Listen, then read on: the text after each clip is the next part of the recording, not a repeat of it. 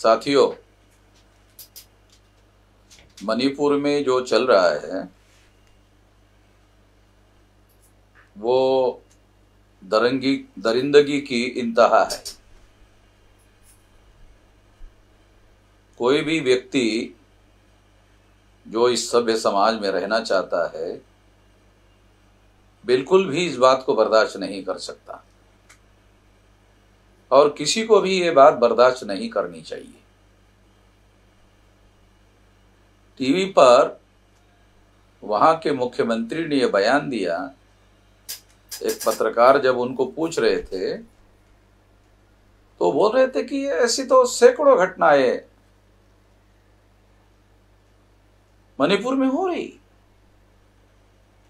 और यानी मुख्यमंत्री को निर्लज्जता की हद हो गई। मुख्यमंत्री एक संवैधानिक पद पर बैठा हुआ व्यक्ति है, वो कानून और संविधान की शपथ लेकर मुख्यमंत्री बनता है और उसकी जिम्मेदारी होती है उसके सरकार के यंत्रणा में काम करने वाले पुलिस वालों ने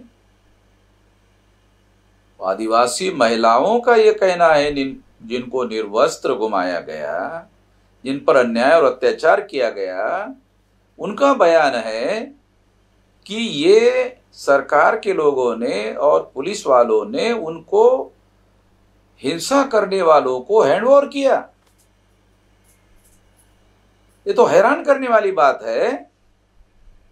और अगर ऐसा है तो अगर मुख्यमंत्री को बर्खास्त कर दिया जाए और उनको हिंसक भीड़ के पास उसको हैंडओवर कर दिया जाए तो क्या वहां के मुख्यमंत्री ऐसा अनुभव लेना चाहेंगे, ऐसा अनुभव करना चाहेंगे?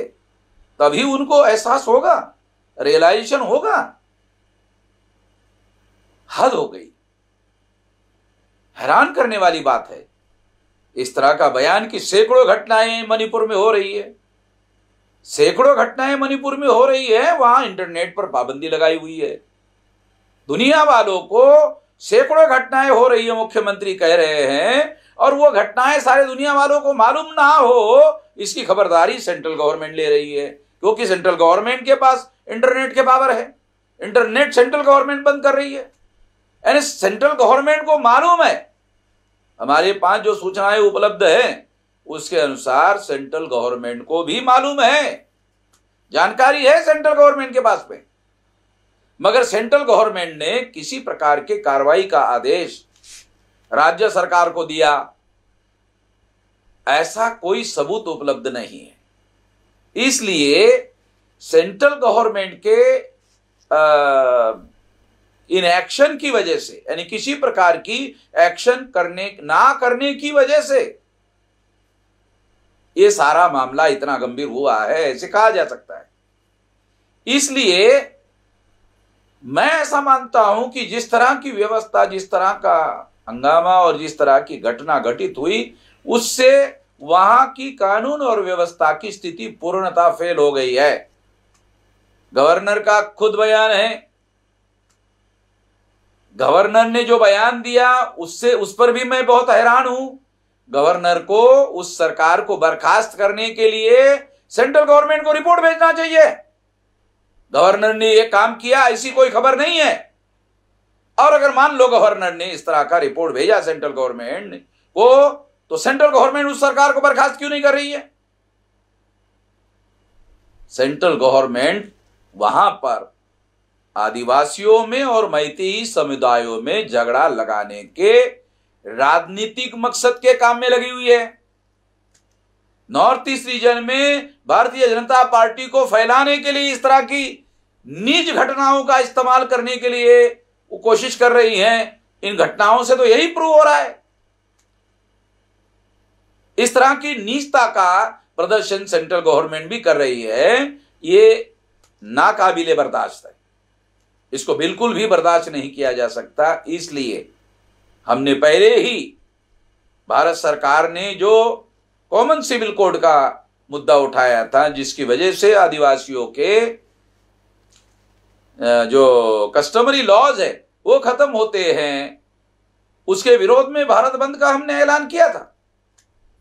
तो उसका तीसरा चरण 27 जुलाई को है, और 27 जुलाई को जब है तो 27 जुलाई को मैं सारे देश भर के कार्यकर्ताओं को आदेश निर्देश देता हूं कि वो प्रदर्शन रैलियों में इस मुद्दे को शामिल करे। भारत बंद में तो वो शामिल ही है, प्रदर्शन रैलियों में इस मुद्दे को शामिल करे, और शामिल करके जिला लेवल पर सारे देश में 31 स्टेट में ये प्रदर्शन रैलियां किया जाए, कमिश्नरी लेवल पर किया जाए, डिस्ट्रिक्ट लेवल पर किया जाए, तहसील लेवल पर किया जाए, ब्लॉक लेवल पर किया जाए, ग्राम पंचायत लेवल पर किया जाए। सारे देश के कार्यकर्ताओं को मैं आदेश निर्देश देता हूं कि जहां जहां भी हम लोग संगठित रूप से काम कर रहे हैं वहां वहां संगठित होकर प्रदर्शन रैलियां प्रोटेस्ट करने के लिए, विरोध करने के लिए पूरी ताकत लगाकर बड़े पैमाने पर इसको किया जाए। हम सारे देश भर में सोशल मीडिया में इसका कैंपेन शुरू कर रहे हैं। उसके साथ साथ सारे देश भर में इससे संबंधित पर्चे निकाल रहे हैं। ये पर्चे सोशल मीडिया में वायरल किए जाएंगे। इसके अलावा वॉल पोस्टरिंग सारे देश भर में किया जाएगा। इसके अलावा सारे देश भर में वॉल पेंटिंग किया जाएगा। सारे देश भर के लोगों को इसके लिए पब्लिसिटी करने के लिए भी आदेश और निर्देश दिया जाता है, और पूरी ताकत लगाकर ऐसे किया जाए। मैं ऐसे मानता हूं ज्यादा से ज्यादा लोगों तक ये आवाज पहुंचे, इसलिए पब्लिसिटी पर भी विशेष ध्यान देना होगा, क्योंकि ज्यादा लोगों तक आवाज पहुंचे, ज्यादा लोग प्रोटेस्ट में शामिल हो।